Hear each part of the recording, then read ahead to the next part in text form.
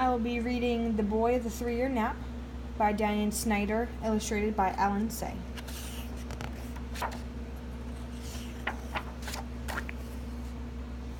On the banks of the river Nagara, where the long-necked cormorants fish at night, there once lived a poor widow and her son.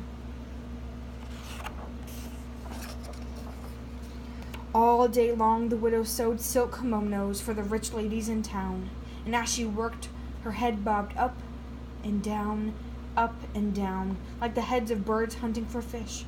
"What's next? What's next?" she seemed to say, as if the work would never end. Her only son, Taro, was such a clever lad and as healthy as a mother could wish.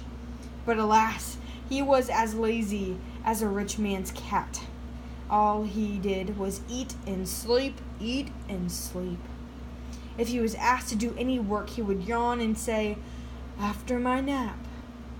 It was said that if no one woke him, Taro would sleep 3 years at a stretch. And so he was called the Boy of the Three-Year Nap. When Taro was nearly grown, a rice merchant moved to town and built a mansion. It was 20 rooms with sliding doors that opened onto the most exquisite garden. In the center was a pond filled with golden carp, and at the end of the garden was a tea house where one could sit in the cool of the evening and gaze at the moon. The merchant's wife and daughter wore elegant kimonos with obis of gold brocade. The merchant himself carried a cane made of ivory and smoked a pipe with a bowl of solid gold. Taro was impressed with his fine new neighbors and began to sneak into the garden between his naps. Everything he saw enchanted him: the magnificent house, the elegant daughter, the fat carp in the pond. When a merchant counted out his sacks of rice with a tap of his cane, Taro would sigh, "Ah, what a life."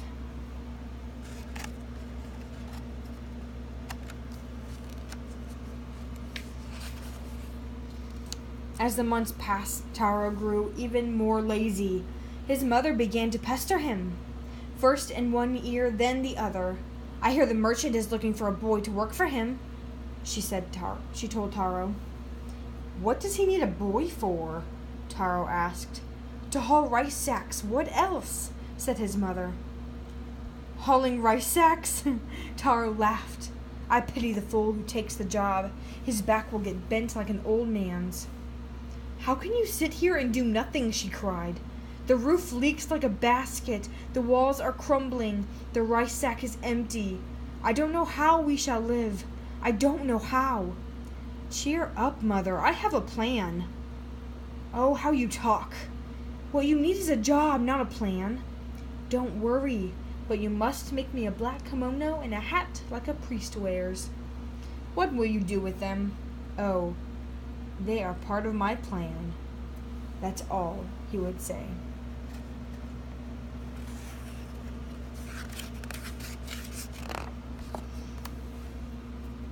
Maybe he is planning to become a priest, Taro's mother thought. But the priest, she knew, got up before dawn, ate only 1 meal a day, and never took naps. Try as she might, she could not imagine her son doing that. Still, she decided to make the kimono and hat, for she did not know what else to do. The next evening, Taro put on new clothes. Then, with a piece of charcoal, he blackened his brows and drew scowl lines on his forehead and on each side of his nose. When he was done, he looked as fierce as a samurai warrior. "Taro, is that really you?" his mother cried out. "Don't be alarmed, Mother," said Taro. "It's all part of my plan. Now don't say a word of this to anyone." Before she could say more, he ran out of the house. At sundown, the merchant came out of his house for his evening walk. "Good evening, madam," he called to Taro's mother. "I suppose that lazy son of yours is still in bed." "He's a little tired tonight, sir," said the widow. "Ha! You're a soft one. What he needs is a good smack on the back and kick on his bottom. Napping at dusk indeed." The merchant went on his stroll until he came to a shrine by the roadside. It was the shrine of Ujigami, the patron god of the town, and as he stopped to make an offering, a black figure appeared before him, scowling like a goblin. Who are you?" asked the startled merchant. "I am Ujigami," a fierce voice bellowed. "What do you want of me? What did I do?" cowered the merchant.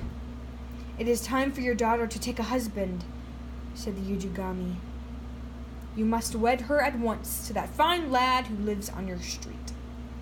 "What fine lad, my lord?" "That fine young man named Taro." "Taro?" The merchant rubbed his ears. "You mean the boy of the 3-year nap? That Taro?" "The same." "Oh no, there must be a mistake." "God does not make mistakes." The merchant began to tremble. "Surely there must be someone else my daughter can marry. Anyone but Taro."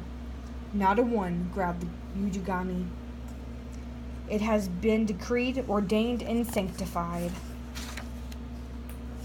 "Oh, my lord, grant me time to think about this. Couldn't we wait a year or two?" "Impudent mortal," the Ujigami thundered. "How dare you bargain with me? If you delay my command, I shall turn your daughter into a cold clay pot. See if she can find a husband then." No, wailed the merchant. "My child, a pot? Have mercy." Falling on his knees, the merchant beat his fist against the ground and sobbed until he was quite worn out. By then, however, the god had disappeared.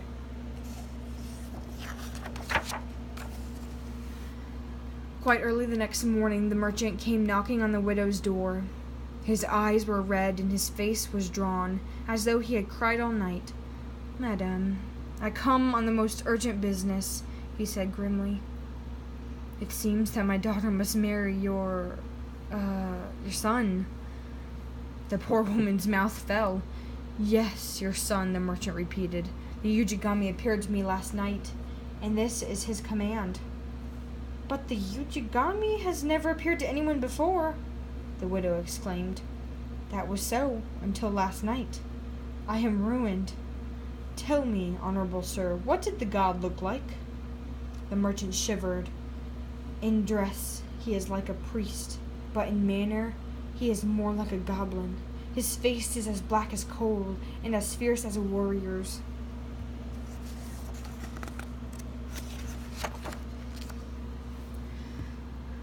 The widow saw at once what her son was up to. Her head began to bob up and down, like a cormorant about to dive after a fish. Still, she did not want to seem too eager. So she said to the merchant, "We are humble folk, my good sir. My Taro could never marry a lady as fine as your daughter." "Agreed," the merchant cried. "But unfortunately, what we think matters not. We must do as the god commands, or he will return my daughter into a clay pot." "How terrible!" The widow widened her eyes. "But, sir, even if they are to marry, your daughter could never live in this wretched house. Why, the roof leaks in 100 places and the walls have so many cracks. Wind blows right through." The merchant frowned. He had not thought of that. "Very well, then. I will send a man to mend the cracks and leaks," he said.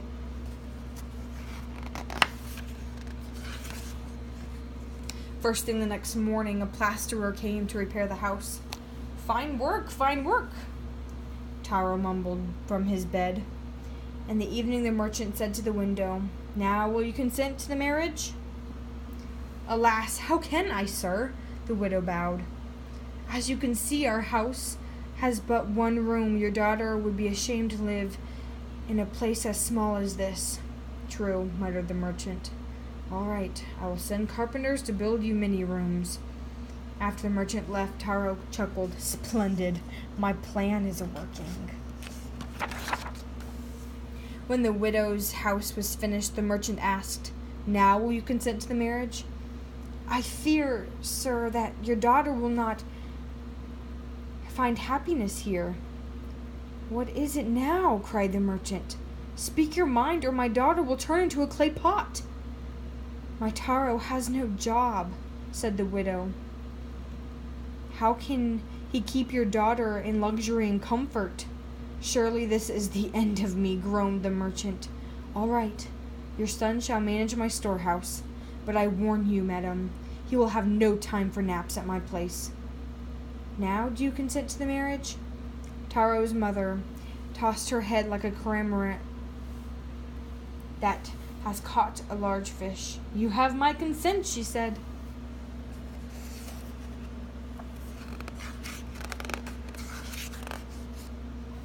No sooner had the merchant left than the widow hurried to tell Taro the news. "The merchant has made the most wonderful offer," she cried. Taro sat up in the bed, ho-hum, stretched and yawned like a satisfied cat. "It was all part of my plan, mother. I hope he accepted the offer." "Indeed I have," said the mother. "You start work first thing tomorrow morning." "Work?" Taro leaped out of bed. "What do you mean? That's not part of my plan." "Do you think you're the only one who makes plans?" his mother answered. The wedding ceremony was the finest the townfolk had ever seen, and as it turned out, the marriage is a happy one. The Ujigami must be pleased, for he has never shown himself again. And the merchant's daughter has shown no signs of turning into a pot. As for Taro, he does a good job keeping count of the rice for his father-in-law, which is no easy task. If he is not the busiest man in town, neither is he the laziest.